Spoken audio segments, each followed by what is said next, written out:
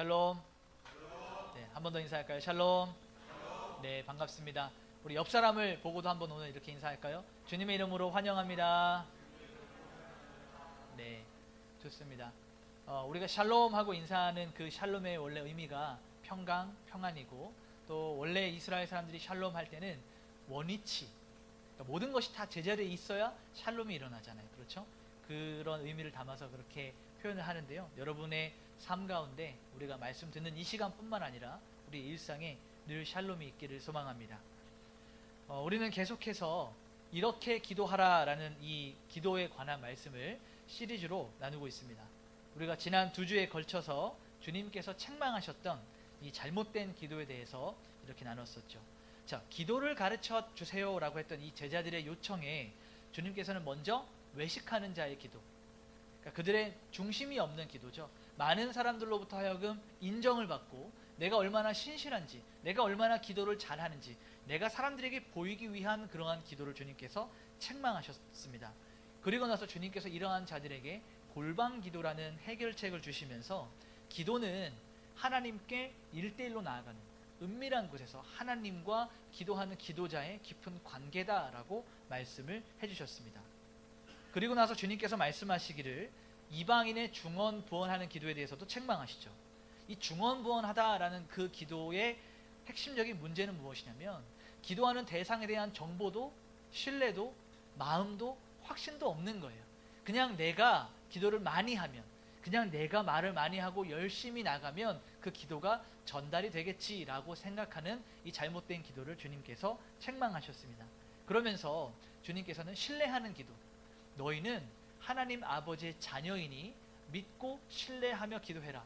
너희의 필요한 모든 것을 이미 구하기 전부터 알고 계시다라고 말씀을 해주셨습니다. 그리고 나서 이제 오늘 우리가 읽었던 이 본문의 말씀처럼 본격적으로 우리가 주기도문이라고 하는 이 주기도문 강해를 시작하게 됩니다. 이렇게 기도하라에서는 3번째 시리즈고, 주기도문 강해로 접근하면 우리가 첫 번째 말씀이 되도록 합니다. 자, 그래서 지금까지 우리는 어떠한 기도를 배웠냐면 기도의 자세, 기도의 태도에 대해서 배웠어요. 이방인들의 기도와 이 외식하는 자들의 기도를 통해서 이렇게 기도하면 안 된다, 올바른 기도의 자세, 그러니까 어떻게 기도할 것인가, how to, 방법론적인 것을 접근을 했다면, 이제 오늘부터는 무엇을 위하여 기도할 것인가, for what, 기도의 내용, 기도의 그 컨텐츠, 주님이 이렇게 기도하라라고 그 내용들을 알려주시는 부분을 우리가 배우게 됩니다. 자, 그럼 제가 여러분에게 한번 질문을 던져보겠습니다. 여러분 언제 주기도문을 하십니까? 여러분 언제 주기도문을 하세요? 뭐 여러 많은 상황들이 있겠지만 대동소이할 거라고 생각해요. 한국 교회도 마찬가지지만 우리가 주기도문은 어떤 모임을 마무리할 때, 자, 우리 주기도문으로 모임을 마치겠습니다 할 때 마무리 매듭 짓는 이런 열쇠처럼 사용하기도 하고, 혹은 축도해 줄 수 있는 사람이 없는 예배 가운데 주기도문으로 그 예배를 마치기도 합니다.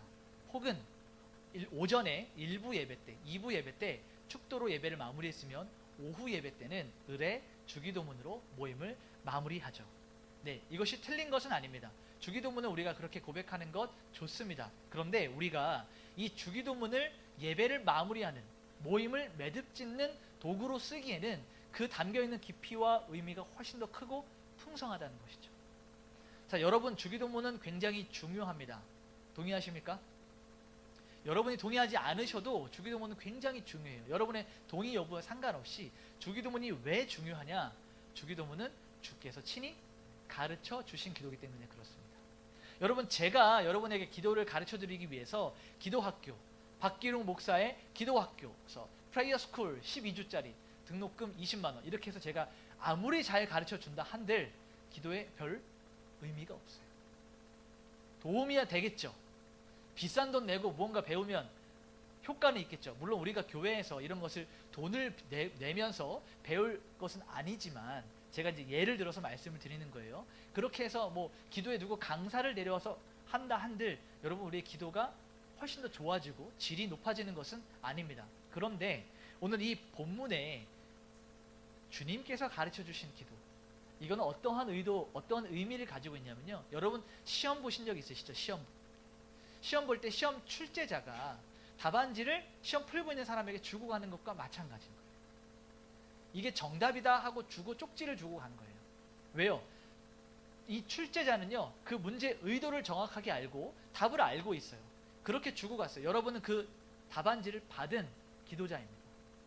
그러니까 우리가 모든 기도를 하나님 기뻐하시죠. 여러분이 하시는 모든 기도의 형식과 방식과 내용들을 하나님 기뻐하세요. 이거는 사실입니다. 그런데 주님이 특별히 기도를 알려주셨다는 그 의미는 기도를 받으시는 하나님이 우리에게 이렇게 기도하라라고 알려주셨기 때문에 정답지를 건네주신 것과 마찬가지라는 것이죠. 그러니까 여러분 기도할 때 주기도문을 그대로 읊으십시오 라고 말하는 것이 아니라 이 주기도문에 무엇이 담겨있고 이 내용들, 그 의미가 무엇이고 본질이 무엇인가를 깨닫는 것이 여러분 기도 생활에 정말 큰 도움이 된다는 얘기예요. 왜요? 주님이 기뻐하시기 때문에, 주님이 직접 가르쳐 주셨기 때문입니다.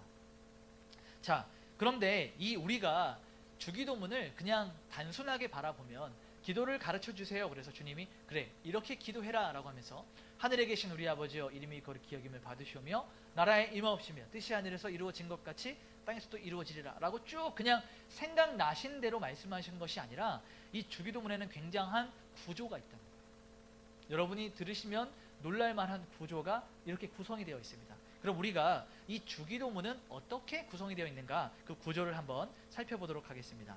여러분 주기도문은 크게 세 부분으로 나눠볼 수가 있어요. 첫 번째는 머릿말입니다. 자, 이 머릿말에는 오늘 말씀 우리가 함께 읽었던 것처럼 하늘에 계신 우리 아버지여 이 부분이 바로 주기도문의 머릿말에 해당이 됩니다. 자, 머릿말이 있으면 이제 내용, 본론이 있어야겠죠. 이 본론을 우리는 간구라고 합니다.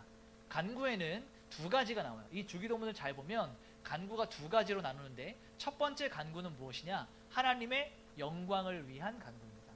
자, 이 하나님의 영광을 위한 간구에도 세 가지의 기도 제목이 나오게 됩니다. 뭐예요? 이름이 거룩히 여김을 받으시는 것. 그러니까 하나님의 이름이 거룩히 여김을 받으시는 것. 또 하나님의 나라가 임하시는 것. 또 뭐예요? 뜻이 하늘에서 이루어진 것처럼 땅에서도 하나님의 뜻이 이루어지기를 구하는 이 하나님의 영광을 위한 세 가지 기도가 하나님을 위한 기도입니다.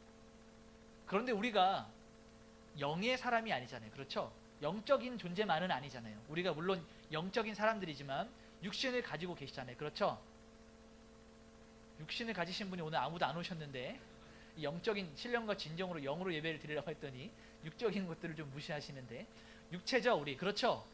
네. 그래서 밥을 안 먹으면 어떻게 해요? 배가 고파요. 잠을 안 자면 어떻습니까? 졸려요.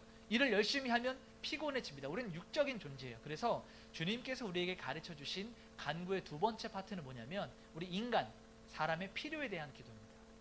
여기에도 마찬가지로 세 가지의 기도 제목이 있는데 뭐예요? 일용할 양식을 위한 기도. 그 다음 뭐예요? 우리 죄를 사해 주시기를 바라는 기도. 그 세 번째는 하나님께서 우리가 악에 빠지지 않고 악에 유혹당하지 않고 그 악에서 구함을 받는 이러한 것들을 구하는 이 세 가지의 기도 제목이 있습니다. 자, 머릿말이 있어요.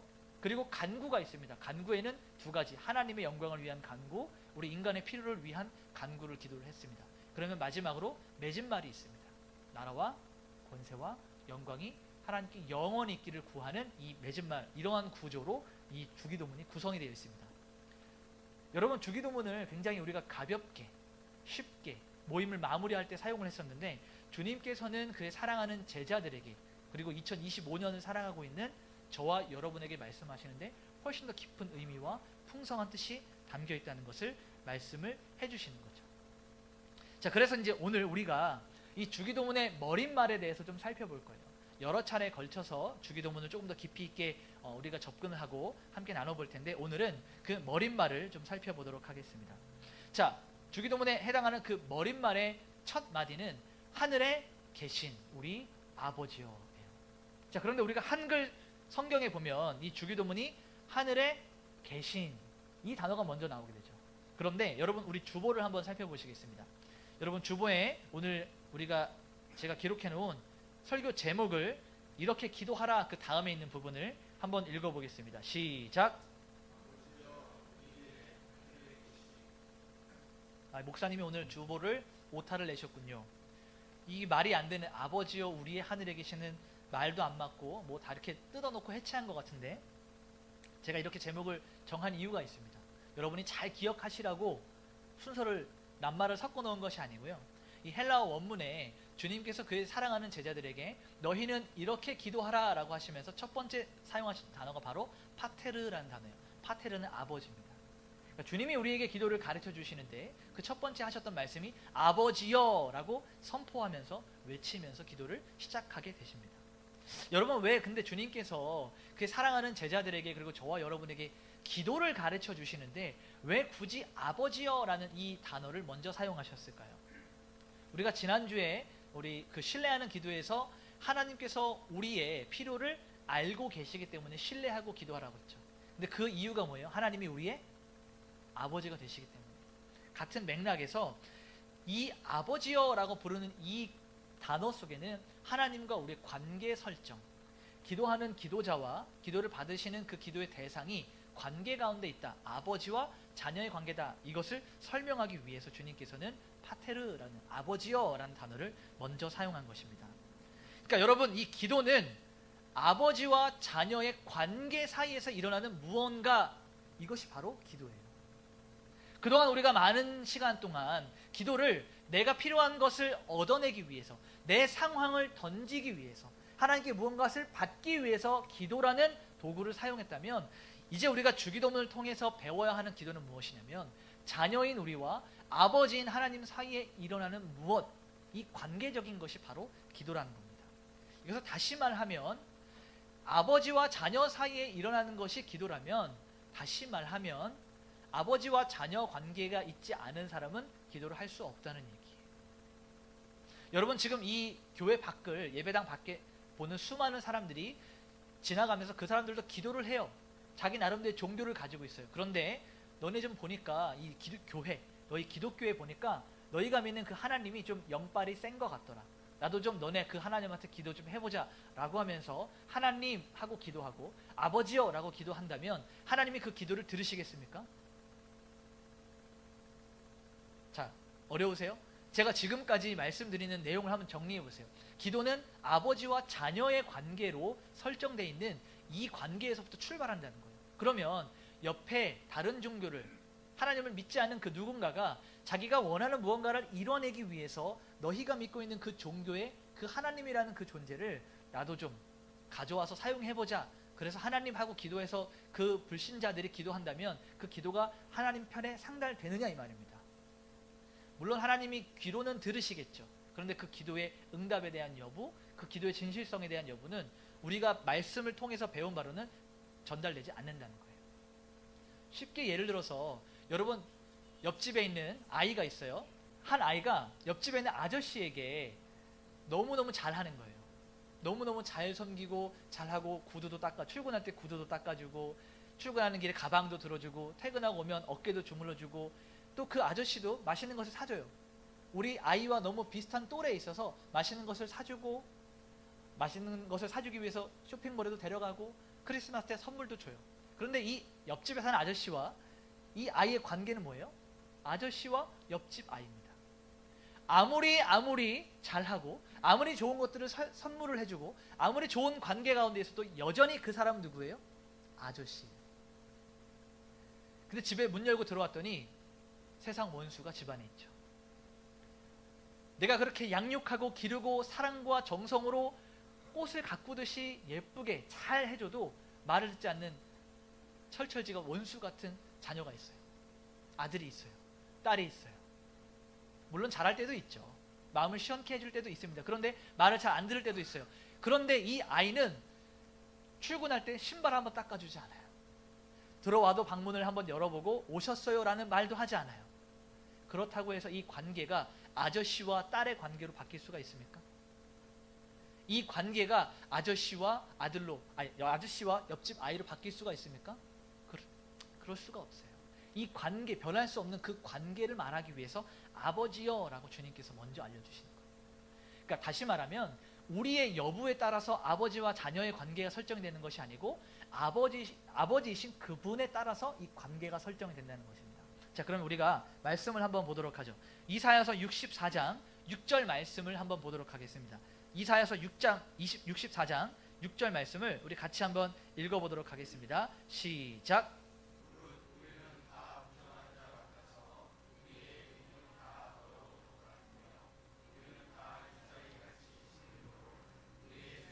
바람같이 우리를 몰아가나이다.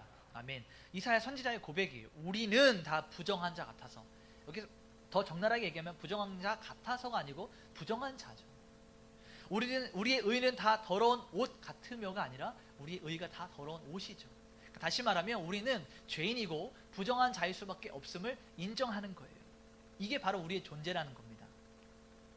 그러니까 우리가 하나님 앞에 나아갈 때 내가 이러한 존재인데 기도할 만한 자격이 안 되는데 그런 조건이 없는데 하나님 그렇게 거룩하시고 위대하시고 높으신데 저는 이거밖에 안 되는데 저는 늘 하는 것마다 죄를 짓고 늘 넘어지고 늘 연약해서 하나님을 찾을 수가 없는 존재인데 어찌합니까? 이런 생각을 가질 때 64장 8절입니다. 이사야서 64장 8절을 같이 한번 읽어보겠습니다. 시작. 이제 주는 우리 아버지시니이다. 우리는 진흙이요 주는 토기장이시니 우리는 다 주의 손으로 지으신 것이니이다. 아멘. 가장 중요한 단어가 뭐예요? 그러나요. 그러나 나는 이렇게 죄인이고 연약하고 무너지고 실패하고 또 하나님 앞에 범죄하는데 그러나 당신은 나의 하나님이십니다. 그러나 당신은 나의 아버지이십니다 라고 염치불구하고 나아가는 거예요. 그 관계를 말하는 거예요. 왜요? 아버지니까요. 여러분 부모 되신 분들은 경험하시잖아요. 내 자녀가 내 아들이 내 딸이 실수하고 잘못하고 엄마 아빠 마음을 아프겠다고 해서 이제 제 이름을 호적에서 파주십시오. 그동안 감사했습니다 하고 집을 나가는 것이 기뻐하는 그것이 부모를 위한 태도입니까? 아니면 10번이고 1000번이고 100번이고 10,000번이고 그 앞에 나와서 엉금엉금 기어서라도 아버지, 엄마 미안해요 라고 이야기하는 것, 그것이 자녀의 태도입니까? 여러분 아실 거예요. 하나님이 우리에게 무엇을 요구하시는지, 하나님이 우리에게 무엇을 원하시는지 그 관계 가운데 우리를 부르신 거예요. 그러나 당신은 나의 아버지시잖아요. 그래서 염치불구하고 한 번 더 기도합니다. 주님 이걸 기뻐하시는 거예요.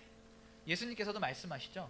요한복음 1장 12절에 영접하는 자, 곧 그 이름을 믿는 자들에게 하나님의 자녀가 되는 권세를 주셨다. 여러분 믿음으로 자녀가 됩니다. 아멘이십니까? 믿음으로 구원을 받고 믿음으로 하나님의 자녀가 되는 거예요. 그러면 이 믿음은 어디서부터 왔는가? 이 믿음의 출처에 대해서도 우리가 함께 고민해 봐야겠죠. 이 믿음, 여러분 내가 믿으려고 노력한다고 믿어지십니까? 내가 오늘부터 믿어야지. 여러분 그렇게 믿어지신 분 계세요? 혹시 계신다고 한다면 내일부터 내가 안 믿어야지 하면 안 믿어지십니까? 이 믿음은 우리에게서부터 발생되는 것이 아니에요.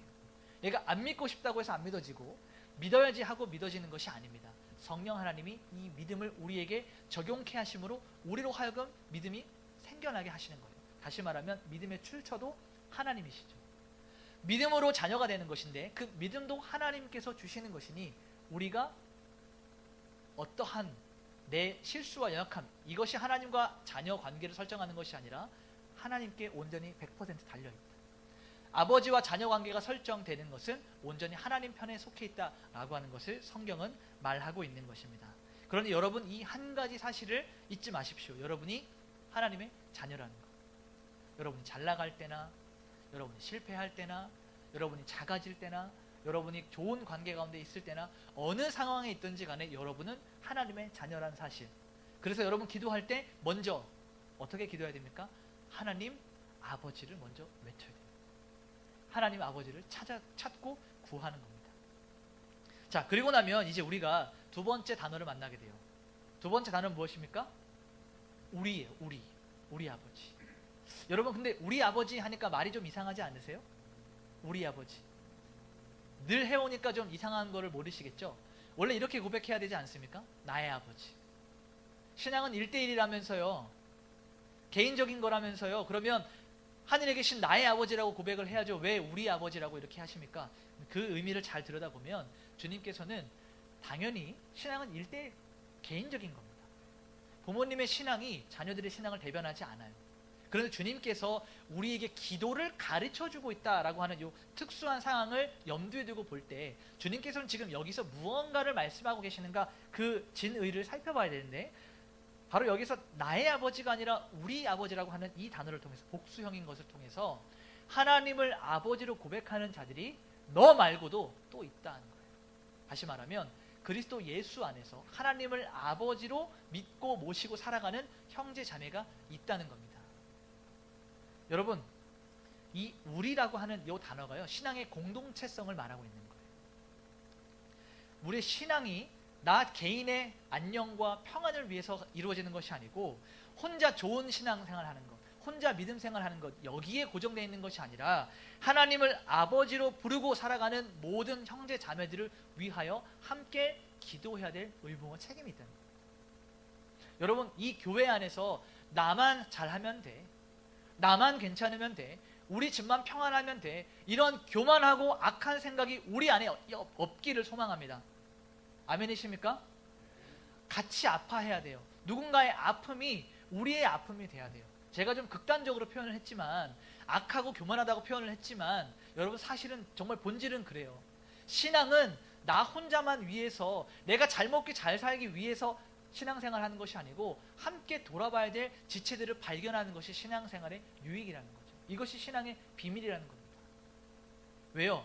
신앙은, 교회는, 우리의 믿음은 예수 그리스도를 머리로 하고 그의 몸을 이루는 지체들이기 때문에 그렇습니다. 여러분 중에 그 어느 누구가 손이 귀하다고 해서 발을 함부로 대하는 분 계세요? 여러분, 손이 너무 귀하니까 이 귀한 손으로 발을 절대로 닦을 수 없지, 그래서 바닥에 비누를 떨어뜨려서 발로만 이렇게 닦으시는 분 계십니까? 이 손이 얼마짜린데 어디 함부로 발을, 냄새나는 발을, 그런 분 계세요? 발이 말을 안 들으니까 너는 오늘 좀 혼나봐야 돼 하고 문틈에 넣어서 발을 문 꽉 닫아서 탁 찌게 하시는 분 계십니까? 우리 정말 실수로 문을 닫다가 문틈에 새끼 손가락 하나 딱, 벌써 인상 쓰시는 분들이 계시는데 그 아픔이 전달되니까 탁 쪘을 때 어때요? 야, 잘됐다. 나 이 새끼 손가락 너무 마음에 안 들었어. 너무 내 손에 너무 안 어울리게 생겼어. 잘됐다라고 생각하시는 분 계세요? 그 새끼 손가락이 문에 탁 쪘을 때 온 신경이 집중되면서 모든 세포가 이 새끼 손가락에 집중되잖아요. 그렇죠? 신앙 공동체도 마찬가지예요. 우리 안에 어떤 사람은 손과 같은 역할을 하는 사람이 있고, 어떤 사람은 눈에 보이는 눈과 같은 역할을 하는 사람이 있고, 어떤 사람은 중요한 직책을 맡아서 머리와 같은 역할을 하는 사람들이 있어요. 그러나 우리가 보이지 않는 사람이라 할지라도, 별로 눈에 띄지 않는 사람이라 할지라도 그 지체들을 주목하고 지켜봐야 된다는 사실이죠. 이게 하나님이 우리를 나의 아버지가 아니라 우리 아버지로 부르는 이유와 목적이에요. 여러분의 기도가 여러분 가정 안에만 머물지 말고, 여러분의 기도가 어느 곳을 향해야 되는지, 나의 기도가 이 교회 공동체 안에, 더 크게는 하나님을 아버지로 부르는 많은 우리 형제 자매들, 이 교회 밖에도 있는 많은 지체들을 위해서 내가 어떻게 기도해야 될 것인가, 이 사실을 기억하고 기도의 자리로 서 나가시길 소망합니다. 여러분, 시편 133편 1절 말씀을 우리 같이 한번 읽어볼까요? 같이 한번 읽어보겠습니다. 시작.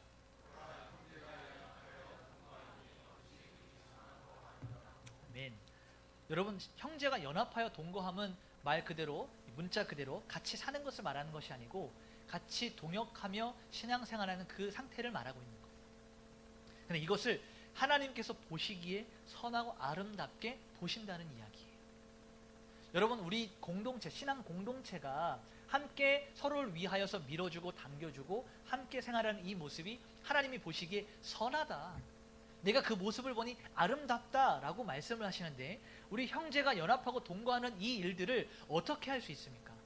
기도함으로 시작할 수 있는 거예요. 여러분, 일주일 동안 한 번도 우리 교회 안에 있는 지체들을 위해서 기도하지 않고 이 자리에 앉아서 그들의 얼굴이 예뻐 보이기를, 사랑하는 마음이 전달되기를 바라는 것만큼 그렇게 나쁜 태도와 자세가 어디 있습니까? 일주일 중에 단 한 번도 그들을 위해서 기도하지 않고 그들을 사랑하기를 바라는 이런 잘못된 태도가 어디 있어요? 여러분의 기도의 일주일의 그 기도 안에 우리 사랑하는 샬롬 지체, 사랑하는 샬롬 공동체들이 함께 포함이 되어 있어야 된다는 얘기죠. 뭘 먹을까, 뭘 마실까, 이것만 기도하지 마시고, 누군가 아파하는 사람이 있다면, 누군가 힘들어하는 사람이 있다면, 누군가 어떠한 삶을 사는지 궁금한 사람들이 있다면 그들을 위해서 기도하고 연락하고 함께 그 마음을 표현하는 것이 하나님이 우리를 사랑하는 우리 아버지, 그 울타리 안으로 묶어주신 이유라는 것이죠. 저 사람은 내가 기도해주고 싶지가 않아. 저 사람은 내 기도를 받을 만해. 저 사람은 내가 사랑할 만해. 뭘 해서가 아니라 그냥 난 저 사람이 너무 좋아. 근데 저 사람은 평소에 해오는 거 보니까 별로야. 판단하고 정죄하는 것은 우리의 몫이 아니에요. 판단하고 정죄하라고 우리는 그렇게 부름받지 않았습니다. 우리는 그들을 위해서 기도하라고 부름을 받았어요. 판단하고 정죄하는 것은 하나님이 하시는 일입니다. 그러니까 우리는 기도하는 자리에 서면 돼요. 좀 연약한 모습이 보이십니까? 그의 온전함을 위해서 기도해 주세요. 누군가 잘하고 온전하게 잘 가고 있는 것을 보여주십니까? 그러면 그가 넘어지지 않고 잘 갈 수 있도록 기도해 주세요. 여러 모양으로 하나님께서 우리에게 지체들을 위해서, 우리 공동체를 위해서 기도할 수 있도록 기회를 주시고 사람들을 보내주시고 붙여주시는 것입니다. 이제 주기도문의 이 머릿말, 우리가 함께 나누는 머릿말의 마지막 부분은요, 하늘에 계신이에요. 여러분, 이 하늘에 계시다라고 하는 이 단어를 들으면 우리가 장소적 개념으로 하늘 이렇게 쳐다보는 이런 경향이 많습니다. 그런데 하나님의 속성을 잘 들여다보면 이 하늘에 계시다라고 하는 그 의미는 단순히 장소만을 말하는 것이 아니고 하나님은 편재하시다. 하나님은 모든 곳에 충만하시다. 반대로 말하면 하나님은 안 계신 곳이 없다. 여러분, 문법적으로 이중 부정을 하면 뭐가 되죠? 강한 긍정이 됩니다. 없지 않아 라고 하는 건 확실하게 있다는 거예요. 하나님이 안 계신 곳은 없다. 다시 말하면 하나님은 모든 곳에 충만하시다라고 우리는 생각해야 됩니다. 그런데 특별히 여기에 하늘에 계시다라고 이 단어를 사용하셨던 것은요, 이 유대인들의 사고를 조금 가져와서 말하고 있는 거예요. 그 당시에 이스라엘 사람들이 살아내는 그 당시에는 하늘이라고 하면 신들이 있는 곳이었어요. 신이 있는 곳. 그러니까 굉장히 엄숙하고 진지하고 근엄하고 함부로 대할 수 없는, 가볍게 볼 수 없는 곳이 하늘이었습니다. 그래서 거기에 하나님께서 당신의 보좌를 두셨다라고 이렇게 생각을 하고 살아가고 있었어요. 근데 우리 여러분, 보좌라고 하면 어떤 좀 생각이 떠오르십니까? 보좌. 좀 높은 사람이 앉는 의자 정도로 우리가 생각을 하는데, 이 로마 시대를 지냈던 이 1세기 이 유대 사람들의 이 사고방식, 그 당시에 살았던 누구나 보좌라고 하면 로마 황제의 보좌를 떠올려요. 로마 황제가 앉아있는 그 보좌. 근데 이 로마 황제의 보좌에는 세 가지 의미가 있는데, 첫 번째는 통치, 심판, 영광입니다. 그러니까 로마 황제의 보좌에 통치가 있고 심판이 있고 영광이 있다는 그 개념을 가지고 하나님의 보좌가 하늘에 있다. 다시 말하면 하늘에 계신이라는 표현을 통해서 하나님의 통치와 하나님의 심판과 하나님의 영광이 흘러나오는 장소적 개념으로 이들이 생각하고 바라보았던 것이죠. 여러분, 우리가 하나님을 아버지라고 부를 때는 굉장히 친밀하고 따뜻하고 부드럽게 우리가 생각을 하는데, 사실 하나님의 그 속성, 성품에는 친밀함보다 더 중요한 것이 무엇이냐면 경외함이에요. 높으신 분이에요. 모든 만물보다 뛰어나시고 모든 것 위에 계신 위대하신 하나님이십니다. 그러니까 우리가 하나님을 경외해야 된다. 하나님 앞에 함부로 대할 수 없다. 그래서 우리 십계명에서도 내 이름을 망령되이 일컫지 말라라고 말씀하시는 것처럼 하나님은 높임 받으시기에 합당하신 분이십니다. 아멘이십니까? 네. 그래서 우리가 이 하나님, 하늘에 계신 하나님, 여러분, 하늘에서는 모든 것이 다 들여다 보이잖아요. 그렇죠? 위에서 내려다보면 다 보이잖아요. 여러분 앉아 계시면 주변이 잘 안 보이시지만 저는 여러분보다 조금 높은 단에서 볼 때는 다 보여요. 하물며 하늘에서 하나님께서 우리를 굽어 살펴보신다고 할 때 여러분의 길뿐만 아니라 앉아있는 것, 서는 것뿐만 아니라 여러분의 마음의 생각과 중심, 여러분이 하는 목적과 의도까지 하나님 다 알고 계시다는 얘기예요. 그런 하나님 앞에 우리가 드려야 될 것이 무엇입니까? 경외와 찬양과 영광이라는 사실입니다. 오늘 말씀을 좀 정리해 보도록 하겠습니다. 이제 오늘부터 우리는 본격적으로 주기도문을 배우기 시작합니다. 주님께서 가르쳐 주신 기도죠. 외식하는 자의 기도도 아니고 이방인들의 기도도 아니고 주님께서 알려주신 그 기도의 본질을 배워야 되는 거예요. 똑같이 그냥 문자 그대로 하늘에 계신 우리 아버지여, 이것을 따라하라는 의미가 아니라, 물론 따라해도 큰 유익이 있습니다. 근데 여기에서 우리가 배워야 될 것, 가져가야 될 것은 주님이 어떠한 것들, 그 속에 담겨있는 것, 무엇을 말씀하고 계시는가를 더 깊이 있게 봐야 된다는 것이죠. 이 주기도문에는 머릿말과 간구와 맺은말이 있다고 했어요. 오늘 우리는 그 머릿말을 통해서 우리의 기도의 대상이 되시는 아버지가 누구신지, 그리고 우리 공동체로 묶어주신 우리의 아버지 되시는 분이시고, 그가 높임과 찬양을 받으셔야 되는 높으신 분이다라고 이렇게 배웠습니다. 한 가지 더 기억해야 될 것은 신앙은 반드시 공동체를 통하여 성장한다라는 거예요. 오늘 그래서 이 자리에 나오신 여러분들을 축복하고 주님의 이름으로 사랑한다고 고백할 수가 있는 거예요. 여러분 혼자 신앙생활하면 편하시죠? 편하다고 생각하지 않으세요? 내가 일어나고 싶은 시간에 일어나서 보고 싶은 채널, 유튜브 채널을 통해서 오늘은 사랑의 교회, 내일은 분당우리 교회, 그 다음 날은 삼일교회, 마지막 날은 조금 찝찝하니까 샬롬교회. 내가 원하는 시간에 아무 때나 이 쇼핑하듯이, 설교 쇼핑하듯이 그렇게 하고 스스로 나는 예배 드렸어 라고 하는 이것이 사실은 얼마나 하나님을 경홀히 여기는 것인지, 얼마나 우습게 여기는 것인지 몰라요. 우리는 그런 신앙생활 하지 않기를 바라십니다. 공동체 생활은요, 불편해요. 불편합니다. 저도 불편해요. 저도 개인적으로 하고 싶은 것들이 있고 저의 개인적인 자유가 있는데 우리가 공동체라는 울타리 안에 묶이면 여러분이라고 왜 안 불편하시겠어요? 그런데 하나님이 우리를 편안한 자리로 부르시는 것이 아니고 불편한 자리로 부르셨어요. 복음과 함께 고난을 받으라 라고 말씀하셨던 그 주님은 고난 가운데 있는 우리가 서로 밀어주고 당겨주고 끌어주면서 그 고난을 함께 이겨내도록 그렇게 우리를 부르셨거든요. 혼자 하면 할 수 없는 것들을 세 겹줄로 묶어서 하나 되게 하시고 끊어지지 않게 하시고 그리스도를 바라보게 하셨거든요. 그 신앙의 공동체의 맛을 여러분 계속해서 누리실 수 있기를 소망합니다. 샬롬 교회만이 그러한 공동체라는 것이 아니라 신앙생활은 반드시 스스로 알 수 없는 부분들이 많이 있기 때문에 서로를 점검하며 그리스도를 함께 바라봐야 되는 겁니다. 여러분 하나님을 아버지라고 부를 때 우리는 사랑 안에서 그분에게 달려가고요. 하늘에 계신이라고 고백할 때는 경외함으로 그분 앞에 나아가요. 이 사랑과 경외. 하나님을 너무 사랑한다고 친밀한 그러한 관계 때문에 우습게 여기지 말고 함부로 대하지 말고 하나님을 너무 경외한다고 해서 그분이 부어주시는 이 친밀함과 사랑을 거부하지 말고 주님이 오늘 우리에게 알려주신 대로 사랑과 경외를 잘 묶어서 그 기도 가운데 풍성함을 누리시는 여러분 되시길 소망합니다. 오늘 이 한 가지 기억합시다. 아버지요 우리의 하늘에 계신 기도하겠습니다.